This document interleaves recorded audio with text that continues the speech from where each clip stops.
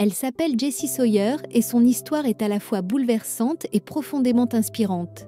Âgée de 78 ans, Jessie a vécu une expérience de mort imminente qui a radicalement changé sa perception de la vie et de la mort.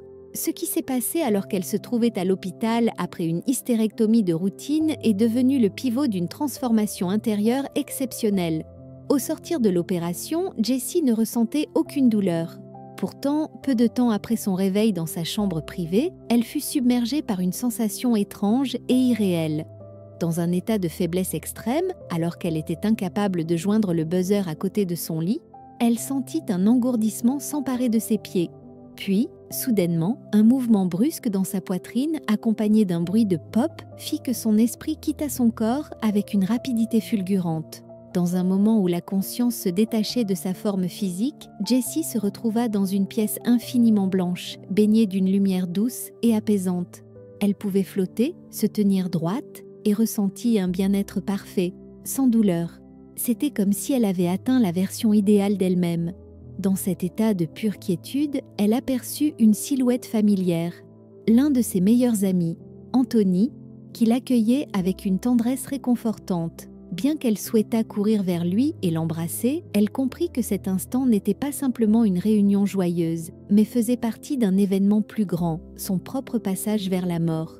Au fur et à mesure qu'elle avançait vers une lumière de plus en plus vive, Jessie comprit qu'elle était en train de mourir. Cette lumière, qui grandissait et irradiait une chaleur d'amour inconditionnel, représentait tout ce qui était et sera. Elle se sentit instantanément connectée à l'univers entier, submergée par une sensation d'amour absolu. Dans cet état hors du temps, elle eut une revue de vie, une vision détaillée de l'impact qu'elle avait eu sur le monde, non pas sous un jour de jugement, mais comme une énergie émanant de ses actions et de son amour. Cette révélation n'était ni punitive ni rédemptrice, mais profondément personnelle et subjective, renforçant son sentiment de connexion et d'appartenance à quelque chose de plus grand qu'elle-même. Jessie se souvint alors d'une série de visions troublantes.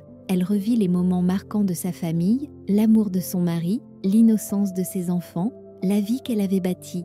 Elle sentit une immense tristesse en voyant son mari, son fils et ses proches évoluer sans elle, mais fut aussi remplie de paix en réalisant que leur vie continuerait, qu'ils seraient forts et heureux malgré son absence. Elle perçut la douleur immense de son mari, son chagrin qui résonnait en elle, comme s'il était le sien. Au moment crucial, Jessie fut entourée par 3 hommes d'apparence ancienne qui lui expliquèrent qu'elle était prématurément décédée et qu'elle devait retourner auprès de sa famille. Guidée par son ami Anthony, elle fut conduite à travers un tunnel baigné de musique et de lumière vers une rencontre émouvante avec Jésus-Christ. Dans cette étreinte divine, Jessie ressentit un amour si pur qu'elle n'aurait jamais pu l'imaginer. Jésus lui dit que son heure n'était pas encore venue.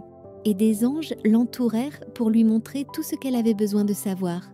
Alors qu'il l'emmenait dans un jardin d'une beauté indescriptible, rempli de fleurs aux couleurs inimaginables, Jessie comprit que cette dimension de lumière et d'amour était sa véritable maison.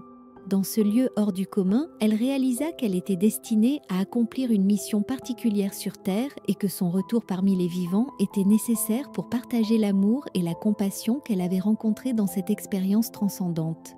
Dans ce jardin céleste, Jessie explora des paysages d'une beauté époustouflante. Chaque fleur semblant chanter une mélodie douce et chaque arbre rayonnant d'une énergie bienveillante. Elle était entourée de figures angéliques qui la guidaient, lui montrant des visions de mondes au-delà de son imagination, des planètes et des êtres de lumière qui existaient dans des dimensions qu'elle ne pouvait presque concevoir. Cette promenade dans le jardin n'était pas simplement une exploration visuelle, mais une immersion profonde dans un état de paix, de liberté et de compréhension universelle. Au fil de ce voyage, elle ressentit une croissance intérieure immense.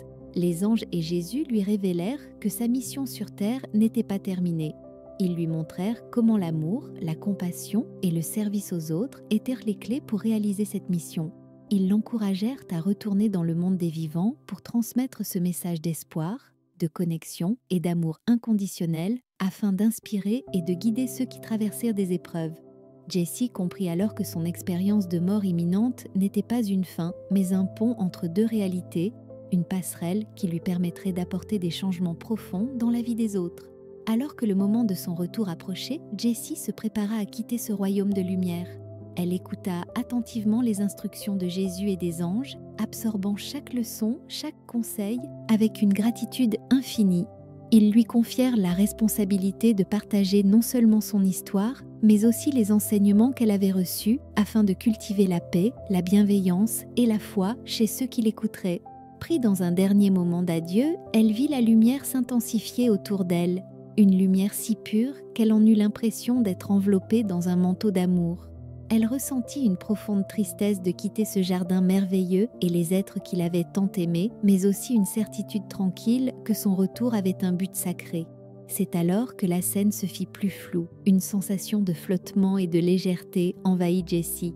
Elle sentit son esprit être attiré vers son propre corps, laissant derrière elle l'immensité de ce voyage spirituel. Elle revint progressivement à la réalité de son lit d'hôpital, réintégrant lentement son enveloppe physique. Ce retour n'était pas douloureux, mais teinté d'une émotion intense et d'un sentiment de complétude. Quand Jessie ouvrit les yeux, elle était de retour dans sa chambre d'hôpital, mais elle n'était plus la même. Elle avait vu au-delà des frontières terrestres, touché des réalités célestes et ressenti un amour universel inconditionnel.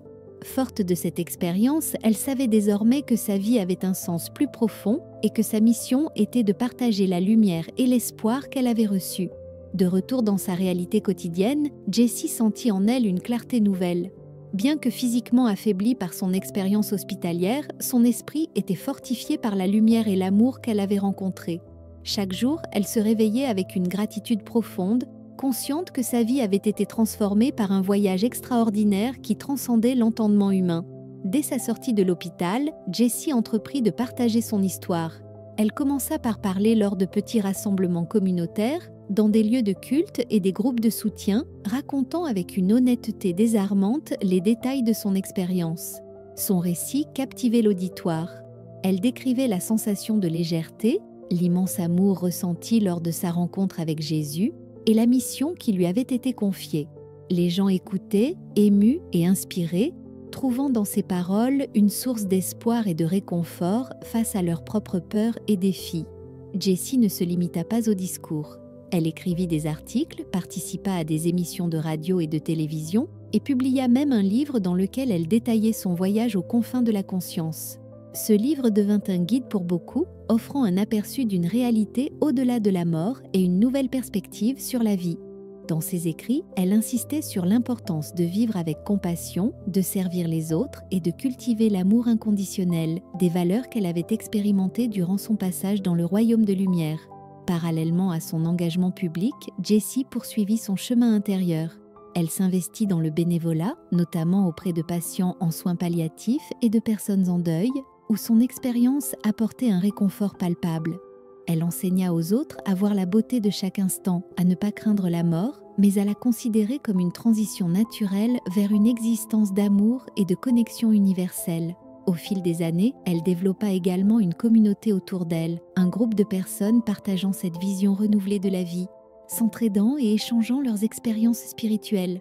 Ensemble, ils organisèrent des retraites, des ateliers et des cérémonies pour célébrer la vie, honorer les mémoires des défunts et préparer les vivants à embrasser la fin avec sérénité et espoir. Son mari, qui avait ressenti une profonde inquiétude lors de son voyage spirituel, fut également transformé par l'expérience de Jessie. Ensemble, ils renforcèrent leurs liens, trouvant dans cette épreuve un moyen de se soutenir mutuellement avec encore plus d'amour et de compréhension. Leurs enfants, inspirés par la force et la sagesse de leur mère, grandissaient avec une perspective positive et résiliente, apprenant à voir la vie au-delà des apparences et des difficultés.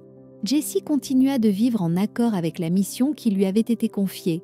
Elle rappelait régulièrement aux gens qu'au-delà des souffrances apparentes, il y a une lumière immense et un amour inconditionnel qui les attendent. Sa vie devint un phare pour ceux qui cherchaient des réponses, un rappel que même face à la mort, l'humanité peut trouver un renouveau, une renaissance guidée par la compassion, le service et l'amour.